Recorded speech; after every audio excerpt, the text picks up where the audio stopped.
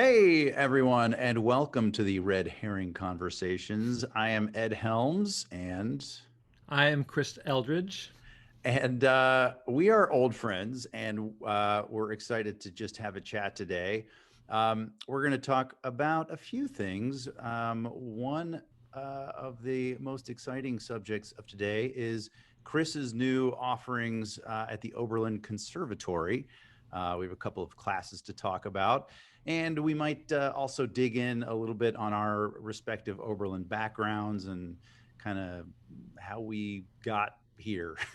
um, and of course, those are the red herrings because those are the sort of point of the conversation. But anytime Chris and I get to chatting, we never know where it's going to wind up, and we may just wind up diving into some weird or unexpected areas.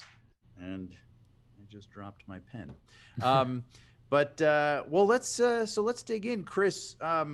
Let's just start with your this exciting news about your conservatory appointment and tell us about it. What's the story? Yeah, well, I am super psyched to be coming back to Oberlin in this capacity. Punch Brothers. Thanks very much to you, by the way. Punch Brothers had kind of an ongoing residency at Oberlin for I don't know. I guess it was maybe 4 or 5 years. We did it for a while, and we would come, once or twice a year, and have master classes and sort of lessons with people, and just listening workshops, all kinds of things. And actually, we would hang out and also write our own records. Like we'd teach class, and then kind of retreat to Bibbins 235, which seemed so. It was set up as a distance learning room, which seemed so quaint and futuristic and just unnecessary at the time. My, how times have changed. Yes, Um, indeed. but yeah, so we had this really cool experience at Oberlin, and one of the things that was most remarkable to me, selfishly, was just how much I learned. I mean, so I graduated in 2004. Love Oberlin, like all of us. Um, but it was, I was excited to come back and just be in Oberlin again, because Oberlin attracts generally awesome human beings. But I was still kind of surprised at how much I got out of that experience, and how kind of rejuvenating it was to be kind of around all the students who were just so excited. I mean, I remember meeting some friends who they're friends now. I mean, if like these guys are traveling through my town, excuse me, if they're traveling through, they'll like come crash at my house on the sofa. There's a kid named Hayden Arp who we met through these things, and he played us all kinds of cool music, and he's just kind of become a friend. That's Um, awesome. so I really kind of jumped at this opportunity to maybe come back to Oberlin to teach, because I feel like there were certain things that I was really excited about passing on, things that I've learned that, I mean, I had amazing teachers when I was there, but still some things that nobody ever talked about, and so the opportunity of hanging with all the students and sharing these things, it just seemed it was something Yeah. Well, Oberlin is pumped just a, for. a crucible of awesomeness and curiosity and brilliant, inspired people. And I think when they get around each other, it's fireworks. You're a Exactly. perfect example of that. I just realized we kind of dove right in without Sorry, any real. No, no, it's red my pleasure. herring. Yeah, That's why we but named it this. we forgot to even address kind of who you are, and for the uninitiated. Um, and so maybe there's just like a quick 30-second, 2-minute um, autobiographical monologue you could share with Totally, us. And I'll totally. preface Okay. all this by saying that Chris is one of the more modest people that I've ever known. And so whatever he says about himself, multiply it times about 100, and then you'll have an accurate impression of his true genius. Anyway, go ahead. Thank you, Ed. Thank you, Ed. Well, okay, yeah. So for those of you who don't know me, yeah, my name's Chris Eldridge, and I'm a guitar player. I play. in this band Punch Brothers that I just like went off telling you all about. And Punch Brothers is kind of a bluegrass band. We really resemble a bluegrass band visually, but we don't necessarily sound like one in any traditional sense. I think a lot of bluegrass purists would kind of chafe at the idea that we play bluegrass, and then a lot of other people would be like, "Yeah, the Punch Brothers, that's what bluegrass is." So anyway, but the idea of the band is it's very progressive and very forward thinking, but we play these old instruments.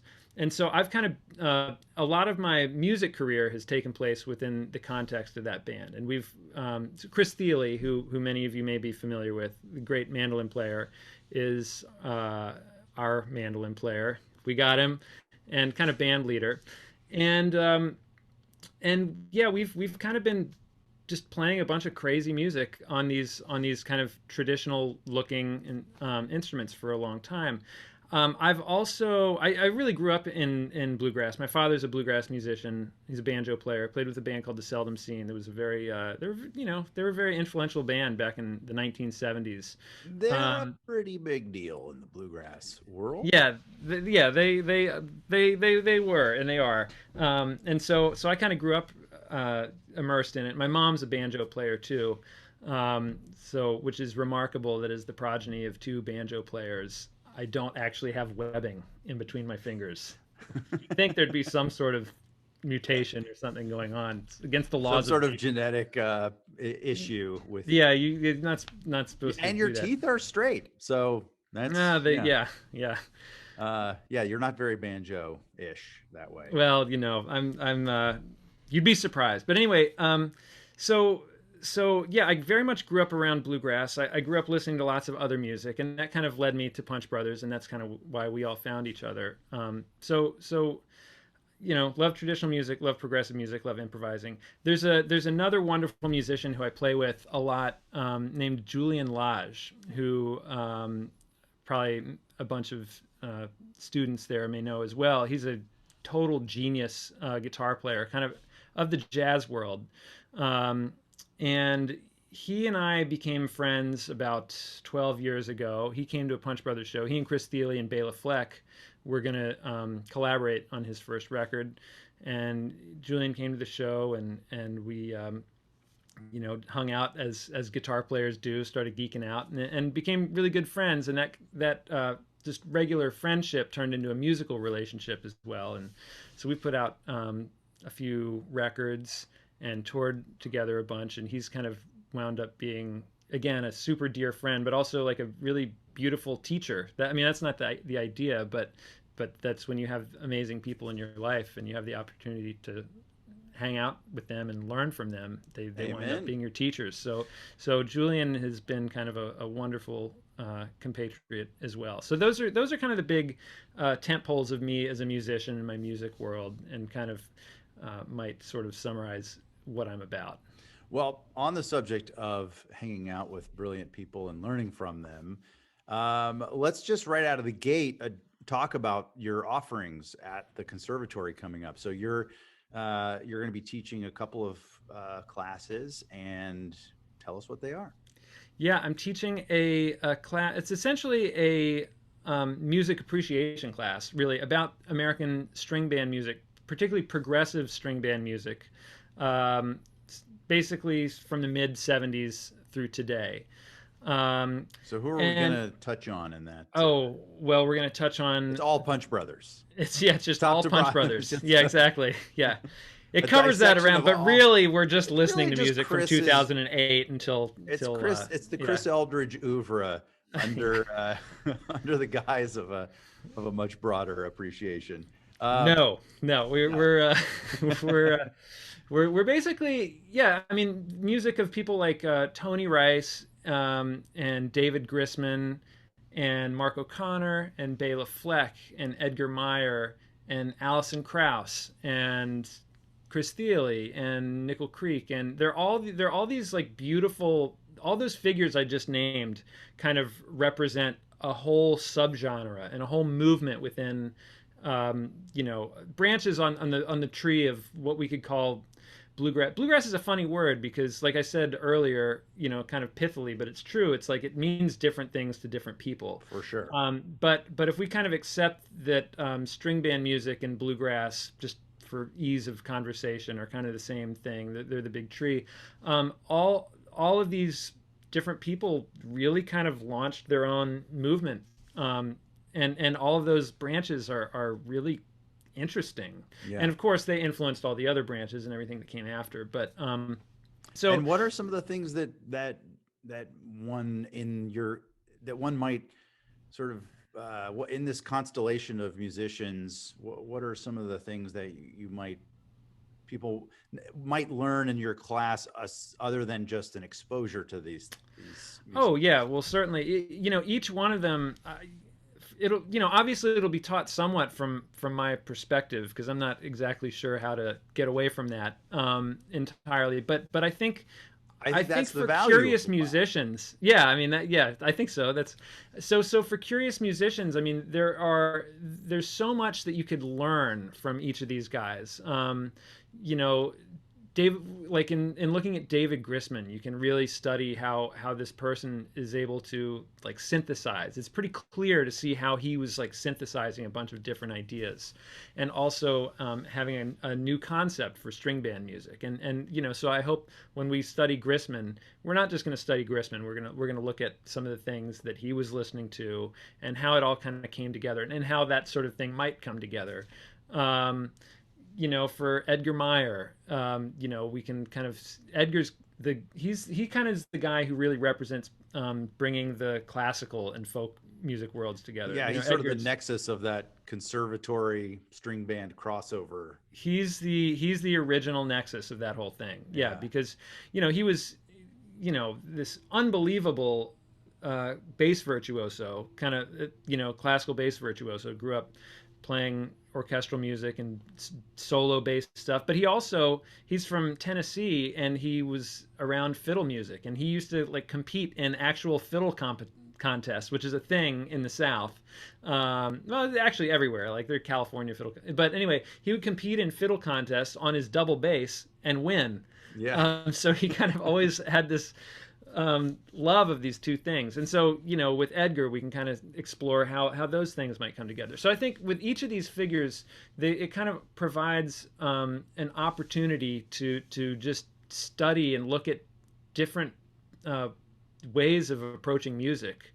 Or like just, a thing that all string band music has in common pretty much is that it's rhythmically very robust. Like, to be a good string band musician, you have to have great time, because if you go back and look at the origins of string band music, it was really, you might have a fiddle player and a guitar player, and this is kind of going way back to what we call old time music, but they would play tunes for their own enjoyment, but also for dancing, for like social dancing. I mean, there was actually this social component to why they did what they did, and so if you're gonna just be two people and you're going to have a whole bunch of a community dancing around you, you had to have killer rhythm. And so that's one cool thing about string band music, is that like great rhythm is kind of a prerequisite, and everybody has to have it. There are no drummers. Sure.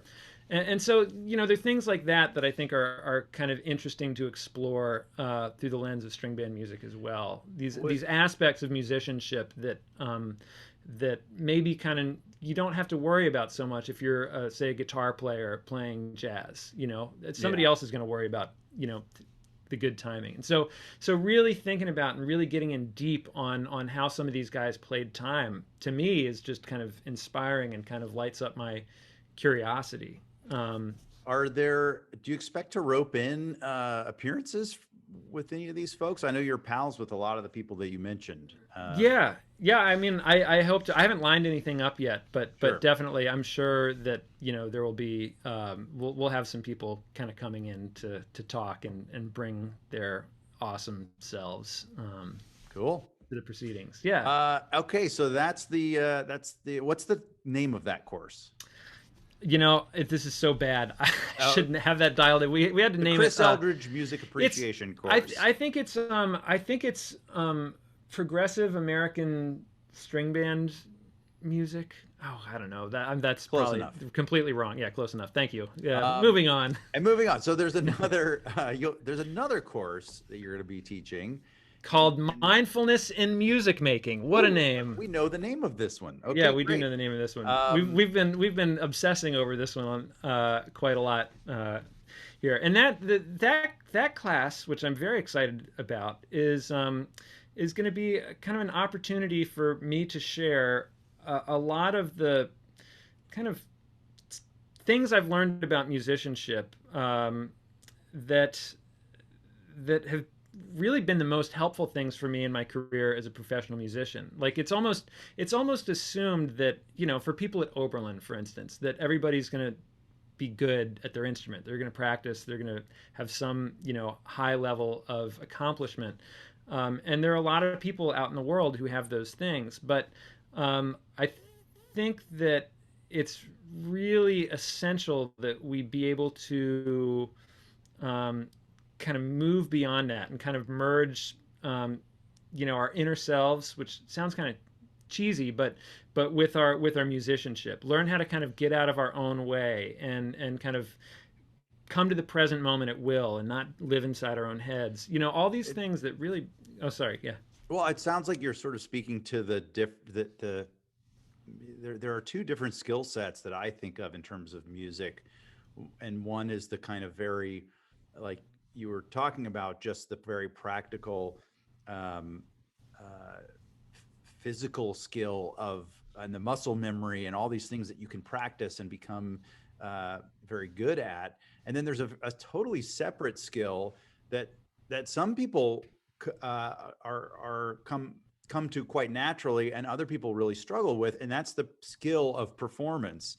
And you know, I know in my line of work, as a creative, as an actor and a writer, there's this funny disconnect in Hollywood where writers come up with great ideas, but then they're also expected to go into a meeting and pitch their idea, which is a Right. form of performance. And a lot Yeah. of writers are real introverts, and so it becomes, and even a lot of musicians are introverts. And the performance brings with it the performance of a pitch or of a you know, a musical solo of some sort, carries with it a tremendous amount of anxiety in some cases. And um, I'm personally a very weird mashup of these things because I'm quite confident in that performative space of pitching an idea or performing in front of a camera or any of that. But when it comes to music performance as a musician, I love to practice and I love to work up my skills, but they all seem to go away in a panic when I'm trying to play music for other people. So It's such so a thing. Yeah. I'm fascinated by your course, and I'm going to be picking your brain a lot just as your friend over the coming months to understand better. But Well, it's probably a lot of the same kind. I mean, did you ever? You must have done like improv classes, of course, yeah. or kind of gone through kind of a systematic approach of learning how to sort of get out of your own way. Was Yeah. that part of your training, like when you got out of school, or even were Well, at Oberlin? not so much at Oberlin, but you know, I came up through a comedy community called the Upright Citizens Brigade that's pretty well known in comedy circles. It was an improvisation comedy theater and school, and really a big community of wonderful people that I've been close to now for 20 years. So that one of the things that or one of the improv comedy mantras is that I think comes from Del Close, who was sort of like, you know, the icon of Chicago comedy improv. Uh, that mantra is "Don't think." That might have been a UCB thing, but don't think. In other words, obviously you're thinking all the time, and your brain is the wheels are turning and churning. But if you try to think too hard about what you're doing or where you're going, you are gonna the sort of like structural impulses are going to interfere with the subconscious flow that really is what you can tap into for extraordinary performance in comedy or music. um, and that's really hard, and it takes, and weirdly that's a kind of muscle memory, a mental muscle memory that takes tremendous amount of practice too. Yeah. Well, that I mean, basically, as far as I can tell, part of why this is such an interesting topic to me is that yeah, it's not just a music class, although, a bunch of, I have exercises that I've been developing and like just things I've been thinking of. I've been thinking about it in the context of music, but it's kind of a universal human skill. It kind of applies to pretty much anything that you can think of that we do as people. It's like, how do we kind of bring ourselves to the present moment and do well? And of course, a lot of this is sort of in vogue now. I mean, the idea of mindfulness is very much like in kind of the zeitgeist of our society now. Like Yeah. people meditation, that you have, advertisements on TV for the Calm app where it's just like a single shot and the rain is, you know, pouring and it sounds nice, and we all kind of, I mean, it's there, it's all around us, we're all thinking Right. about it. But yeah, I'm really interested in kind of helping, you know, jumpstart people kind of down that path, if they're not already kind of investigating it for themselves. Because I know that, for me, having been in a lot of these like really intense pressure cooker music situations, um, you know, I mean, playing with Julian's the most empathetic, beautiful, wonderful musician, in person you could ever want to meet. But I, also just have so much, awe for what he's able to do. He's just stunningly, able. We'll say it that way. And so for me to have, playing a guitar duo with him, obviously, I can take solace in the fact that he wants to be in a guitar duo with me, but the little voice in my head can also just be like, this guy's probably going down in the history books, like, with Right. Joe Pass and Django Reinhardt. And so for me, I've had to learn some of these skills to just kind of quiet my mind and be able to really live and not just exist there, but thrive and really bring it, Yeah. in that environment, so that it's, so that, we're actually, it feels like we're actually making something together. Hmm. And of course I have kind of my own innate musicianship and my curiosity for music and how much I've worked on it over the course of my life, and that's all there. But to really, kind of exist in that moment and support him and support me, support myself, and kind of, I mean, honestly love, myself. So much of this has to do with compassion and a certain kind of learned compassion, I think, for both yourself and those around you. I mean, it's really beautiful. It's like, it's been really enriching. I've been diving into this stuff so much for the last month, and I kind of feel myself just kind of levitating a little bit more, every day, just as I'm really thinking about this stuff and really trying to live it as I Yeah. organize it for this course. It's really cool, powerful stuff. And same with Punch Brothers. A lot of the music. I mean, again, being in a band with Chris Thile is like not a walk in the park, and Yeah. not just Thile. I mean, it's everybody. Everybody's just brilliant. And these are the abilities, the things I want to talk about in this class are just, I want to share some of these things that I've kind of picked up on and learned about that have allowed me to thrive in these really intense environments, Yeah. which hopefully everybody at Oberlin will be, putting themselves in their own crazy environments as well. It's really cool, and I think it's your career. You're teaching not from, this isn't just information that you've gleaned from books. This is real experiential life experience from experiential life experience Well, from, totally. from And from your career, which is really really cool, and I think will be something a lot of kids are excited to hear and learn about. absolutely. Well, I mean, the funny thing is, like, that's why I wanted to teach this course. I was like, what could I bring that would really be of value, and what would I have loved? What could have really benefited me when I was a student? And it was kind of all this kind of stuff, like, that I think would is what would be of value, because I put it into practice, and it is kind of hard one. But then when I realized, like, oh my God, I'm about to have to teach a course on this stuff, and then that's when, like, all the Yeah, then reading. I mean, I've read so many start to books, try and to deconstruct it into a way that you can articulate for other people, and exactly, and you which start has been learning. so fun. Yeah, you learn even more. Um, All right. Well, that is a really cool breakdown. These courses sound super exciting. I wish I were a student at Oberlin right now and could take those. But uh, let's now dive into a little bit more about your Oberlin story. You know, like the Chris Eldridge. How did you get to Oberlin, and then what was your experience there, and how did you dial in your sort of musical identity there? So, where did you first hear about Oberlin? Well, I think I first heard about it in what was it? There's this book back in the day. It's like Princeton's, 315 Oh yeah, of best course. college or whatever, Yeah. and I just remember reading the description about Oberlin, and it said something about pink hair, which back then was like Right. not as, Scandalous. yeah, it was Yeah. somewhat scandalous. Pink hair and like classical music and just all these things that really spoke to me. It was like, this is an environment of people who are obviously very brilliant, but also really willing to be individuals, and that seemed to be like the common thread, as far as what I read in this little Yeah. guidebook of like best colleges.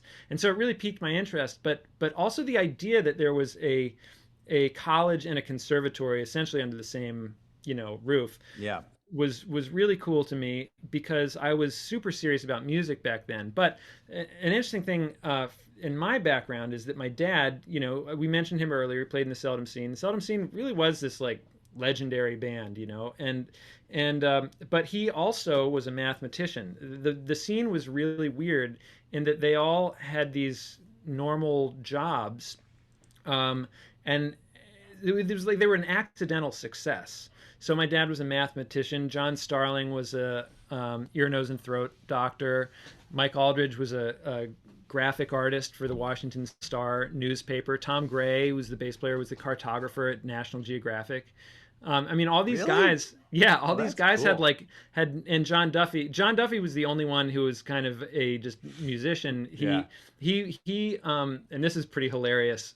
He was a instrument repair guy. He'd already been a legend. He played in this band called the Country Gentlemen, which they were huge kind of in the folk boom in the early 60s. And he got really disillusioned with the music business when they were asked to come play on the Tonight Show, the Country Gentlemen, but the deal was they had to all their pay was going to have to get kicked back to whoever it was, like who worked at the show, who was booking them at the time. And so Duffy, that was kind of the last straw, because he really didn't like any of that stuff, and so he was just like, that's it, I'm done with this business. And they'd played Carnegie Hall. I mean, they were like, Yeah. they were they Country were gentleman. they were awesome. Big deal. But he was just like, I'm out. And so Duffy went back to DC and became the country's first authorized Martin guitar repair person outside the Martin factory. And let me tell you, John Duffy has butchered some guitars in his day. We have a guitar at home that he worked on, and yeah, it was like, it's incredible. But anyway, That Martin's uh, like, can we revoke your yeah, authorization? yeah, yeah, yeah, yeah. But anyway, so he was the only one who didn't have like a kind of normal, you know, white collar kind of job. These guys were they weren't building lives where you would be able to do these jobs part time, and then Yeah. also be able to do Yeah. music as well. Um, So you had that the seldom seen sort of musical community was itself a mashup of, I mean, it's kind of like Oberlin already in the sense that there's a college and a conservatory. You had the seldom seen being a band and careers, uh, yeah, and especially your dad being a mathematician. It's almost like a liberal arts life, right? yeah. Well, Having yeah, there was just this academic. paradigm that you could do some, you could, study and do that kind of thing and also play music on the side and be serious about it. Yeah. Which I was like, great, this is awesome. And Yeah. so Oberlin, yeah, Provided that. it provided that. It was Yeah. perfect. And I came and visited. Oh, also my uncle Thorne, my grandmother's uncle, who was like really important in her life, went to Oberlin exactly 100 years before I did. Which was kind of cool too. When she heard that Oberlin was like on the table, there was sort of this like spiritual connection. She was like, That's pretty "Well, cool. this is unusual." Um, but anyway, yeah, so I went and visited Oberlin, and the Oberlin Orchestra was performing that weekend. My mom and I drove up from Virginia, and there was a student there, and oh God, what did they play? They played some sort of like, I think it was like Stravinsky. I don't remember exactly what it was, but this unbelievable piano player, Catherine Lai was her name, I believe. And she blew my mind to like the idea that this woman was a student at the school and was just this unbelievable mind-blowing musician, and the orchestra sounded so good, and they were playing Stravinsky, and it was, I mean, it just knocked my socks off that I could go to a place as a for college and be around stuff like that. And so I wound up enrolling, and I was a math major initially, or not, I say math major. I mean, Bob Bosch was my advisor. Hmm. I don't think I ever wound up taking a single math class. As soon as I got there, I was just, hanging out in my room, practicing guitar all day, and quickly, institutionally, my Bobby Ferraza and my teachers there were kind of like, you really are pretty into music. Why don't you do that instead? So I did, and being at Oberlin, it was an And easy you shift. sort of followed the course of a slightly unusual path, which is which I think is becoming more and more streamlined now. The college and the conservatory are really figuring out cool ways to cultivate more of this kind of thing. But you were a college music major, right? Yes, I was a college music major. And Hmm. that's always been a thing. I mean, I think that's been around a long time, but it's been a almost a. It always felt to me a little bit. I mean, I know when I was there, it felt a little bit like a workaround. It Yeah, was like it it was definitely sort of was. something where they it worked and it fit together, but it wasn't exactly what either institution wanted to be doing. Yeah. And so what's really cool now is that the the last two, our current dean and the previous dean of the conservatory, have really cultivated, I think, a, a sort of cross pollination culture that and you're a very exciting example of that, having come from that college music major background to now be a participant in the conservatory. um, it's, I don't know, I think it's a really exciting time to be a broadly curious kid at Oberlin, with a strong musical interest, but also your liberal arts interests, whatever they may A- be. Absolutely, um, the whole musical studies program there, which I think was created like a year or two after I left, is that's exactly what that's there to address. All the students who are really serious about music and might go to Oberlin because for the exact same reason that I went, like I want to be around all these other people who are my age who are just living and breathing this stuff. yeah, But didn't really, you don't necessarily fit in, and I think that yeah, exactly what Andrea and Bill Quillen have been doing as far as like bringing those worlds together and making sure that the resources of the conservatory are really more readily available for college students who are very serious, and I think that's really cool, and really makes Oberlin even that much more unique. um, agreed. Well, let's dive into that, your Oberlin experience a little bit, more specifically. Are there any sort of chapters within your Oberlin life that stand out as particularly meaningful or formative? yeah, well, one thing that Oberlin enabled was I got to go for winter term my sophomore year. I got to go and study with my hero, my bluegrass guitar hero, Tony Rice, who just passed away, about a month ago. But but he was an absolute titan, and kind of this really untouchable guy, kind of cloaked in mystery. And I kind of knew him because my dad, knew him. He played on one of Tony's early records, and I'm Tony just was gonna just hit. always a guy. I'm gonna hit pause for 1 second. Yes, Anyone who's watching or listening to this, if you don't know who Tony Rice is already, hit pause on this interview. Just Google Tony, or go on YouTube and watch like one or two Tony Rice videos. Get a sense of who he is, and then come back and hear the rest of this. please do. Yeah, Church Street Blues. He's truly just like you said, a titan, just a monolithic maestro. And I think Absolute one of the great masters of our time, yeah. in American music. Like, and it's crazy because a lot of people, he was very influential, on a lot of musicians kind of outside, bluegrass, or someone like Alison Krauss, who basically, wouldn't exist as she did, without Tony, and then went on to just set the world on fire in her own way. But there are countless. You could basically say that about everybody who kind of picked up, an acoustic guitar and played it with a flat pick, or did anything related to string band music in his wake. Tony kind of changed everything. I'm going to include you in that group as well. Oh, I would. Yeah. Yeah. Well, so you're telling us you were able to study. Your dad knew Tony, from the music world, and then you were able to spend a winter term with Tony. Where did you do that? How did it work? What was your day-to-day like? Well, it was. I went down to his house in North Carolina. First of all, there's like an amazing lesson in this, because it was my sophomore year, and I was talking to my friend Brad Motti, and he was like, "What are you going to do for winter term?" I was like, "Man, I don't know. I can't. I don't know what to do." And he said, "Well, what do you want to do? What would you do in your wildest dreams?" I said, "Well, in my wildest dreams, obviously, I go study with Tony Rice, but that's not going to happen." And Brad was like, "Why not? You know him." And it's like, yeah, he's right. That's and so great. That's so Oberlin. I love that. I love just that.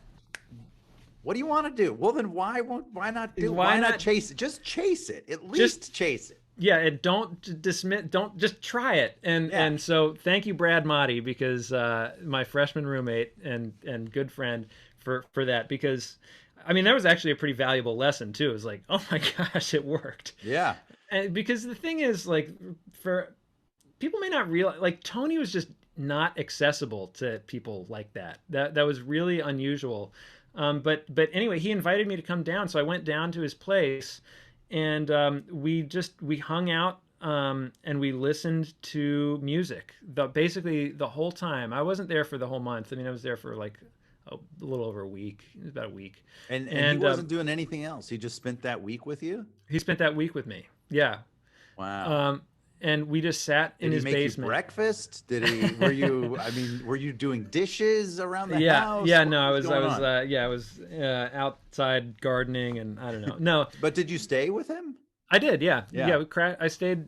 They had a guest room, and I stayed in there, and we just sat in his basement, and listened to music all day, every day, and we talked about music.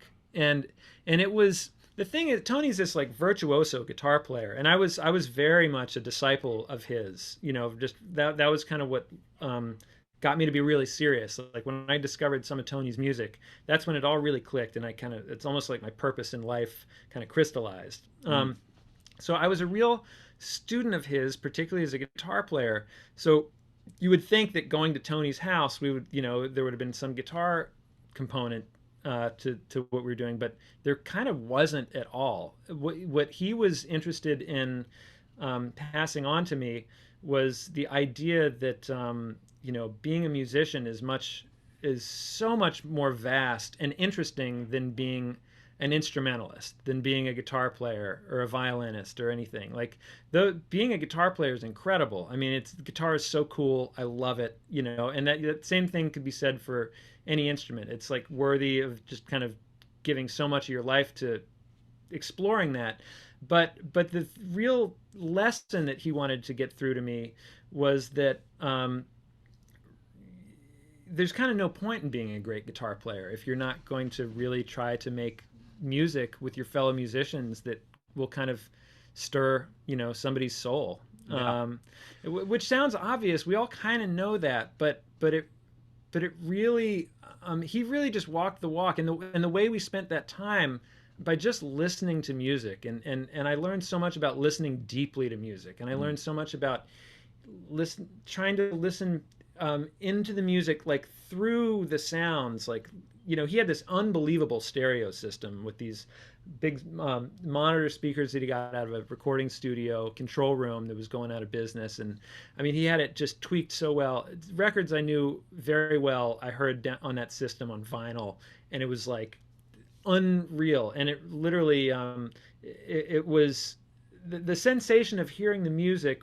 It wasn't about just hearing the sounds. It was like touching the music and touching the musicians, and like and kind of having a more direct connection to the people who had like played that music. Yeah. That was a really kind of eye-opening, insightful thing for me, to kind of see that music can kind of go deeper than I think, I had realized before that. Like Yeah.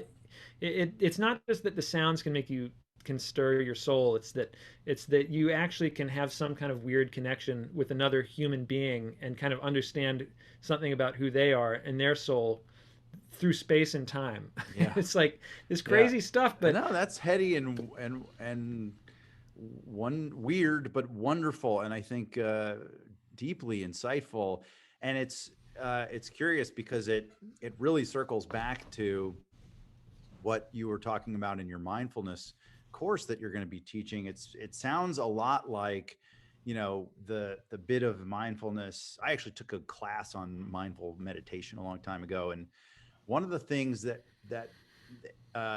they teach you as they're sort of like introducing you to the concept of mindfulness is to eat a raisin, but to eat the raisin in a way that you've never done before, which is to like, sit with it for a while, look at it, and, put it in your mouth, feel it in your mouth, and really kind of concentrate on the specificity of this raisin. And it starts to become this really different experience than you've oh ever yeah, had eating a raisin. It sounds, totally. I know if to the uninitiated, it sounds ridiculous, but it really is a fascinating exercise. And it helped me understand uh, a new way, just a sort like a deeper way of experiencing something and being absolutely, totally, and completely present for Yeah, the experience of eating a raisin. yeah. Um, and that opening doors, and it feels like it has a lot of crossover into the way that you were experiencing, like the way that I was eating a raisin in that course is sort of the way Tony was inviting you into a musical experience. Exactly. That's exactly right. Yeah, yeah, he didn't really frame it in that kind of language. Like I don't I think that Sure. but that's exactly what he was aiming at. And actually that's kind of what I that was sort of my takeaway, kind of indirectly, but it was a lot about kind of being present, and how much extra information is there, um, if you're present, and as a musician also, like how much extra information, how much more of kind of yourself you can give by being present. Hmm. Because it's one thing to just like let your hands go through the motions, or you've memorized something and you play it and you're concerned about like getting it right, and we all know this. I mean, I'm not saying anything that nobody listening to this doesn't already know, but it's a completely different experience if we can lose ourselves and just be, present. And what can come out is kind of our unencumbered, free selves. Everything that we kind of love and are about, as long as we're not blocking ourselves. And that might even include like you didn't sleep well last night and you might not be Hmm. playing as well as you could, but it's real, and that's actually, that's not a bad thing. That's just, it is kind of what it is. Right. Or you might have gotten like great sleep and you're just really firing on all cylinders relative to what you can do, and kind of having the wisdom to realize that those are all, uh, totally cool. Like they're not even good or bad. That they kind of just are, and that's, and I think from that kind of headspace, if you can really own that headspace, it can allow you to access being present a lot more easily. And the thing is, whether you're having a killer day or a like bad day, actually, as long as you're present, it's captivating to anybody Right. who's going to be receiving it. Yeah. I mean, the power, Mind-boggling. yeah, it's really, I mean, it sounds like you've also now, as you've researched mindfulness, you can sort of see other applications in your life and other ways. It's weird. I've found the act of waiting for something, it can be so frustrating and like if you're in line at the grocery store or waiting for something to download on your computer, like these Totally. things can be so maddening if you if you just sort of like you know if you just experience it that way. But if you look at a different way as like maybe this wait is an opportunity, and you kind of reframe it and just start to experience, what are you feeling, what are you smelling, what are you seeing, what are you what is my body feeling right now, Yeah, all of a sudden the wait becomes this weird opportunity to just get a little bit deeper in touch with yourself in that moment in that day, and it changes the totally. weight from this onerous burden to a kind of weird opportunity, and kind of something that you can step back,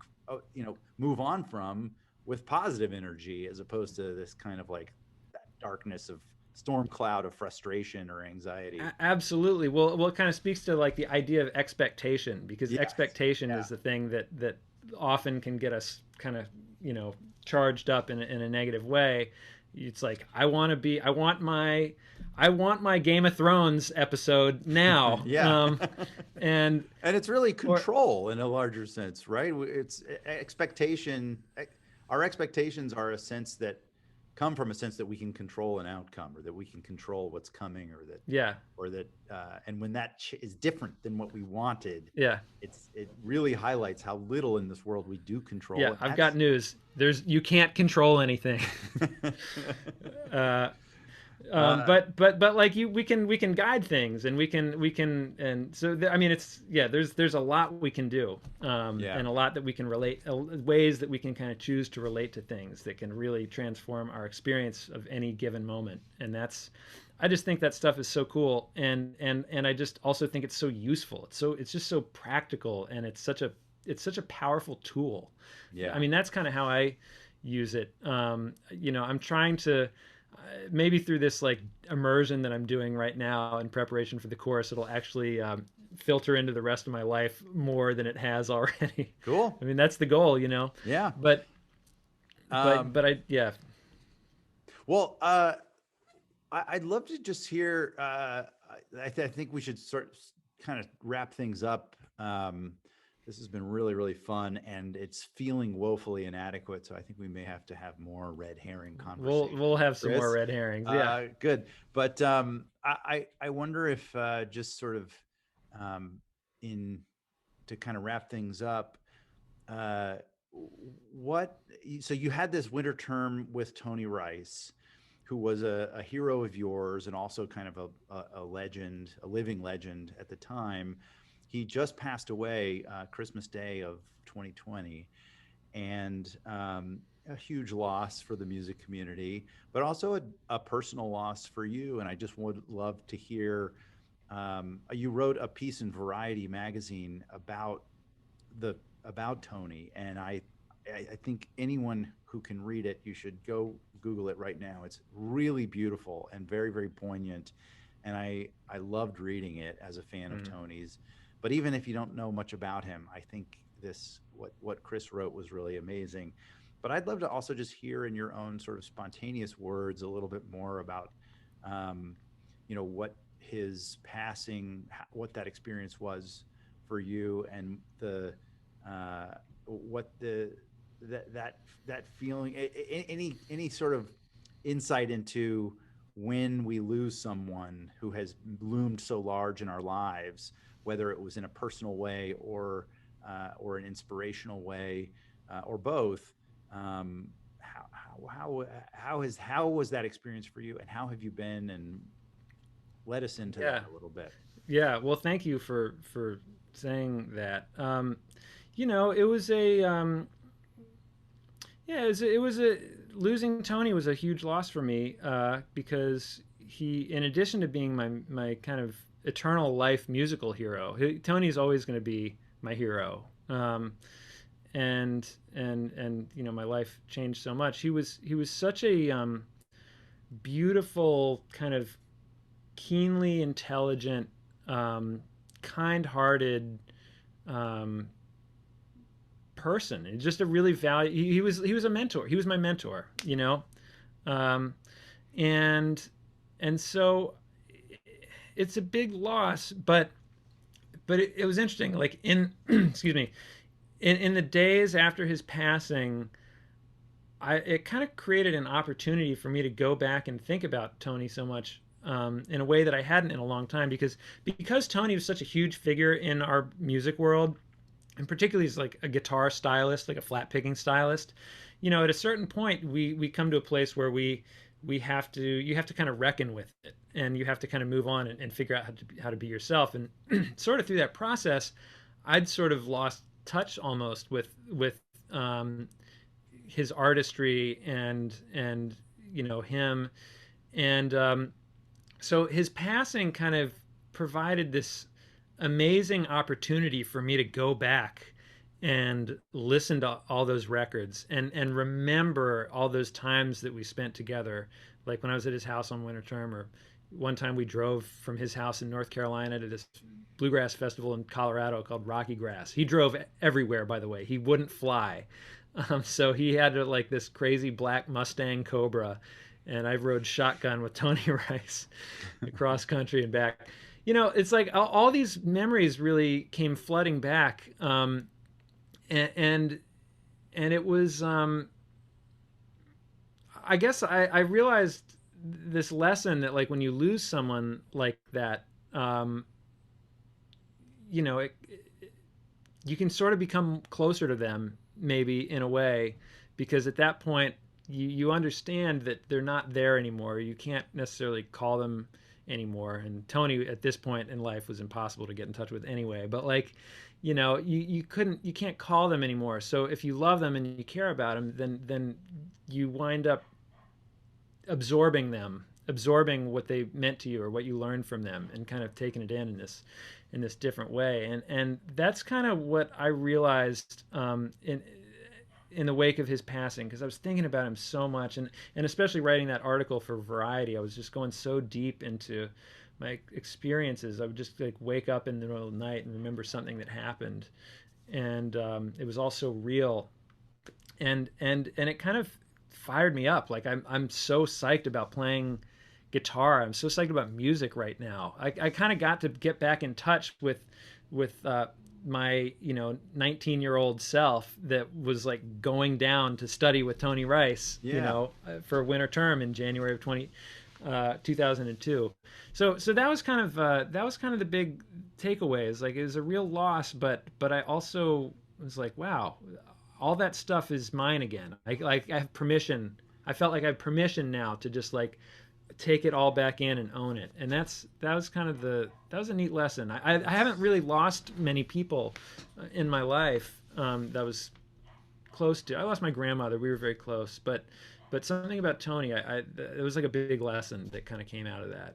It's It was really cool. amazing the way that people can inspire long past their, you know, mortal coil, as it were.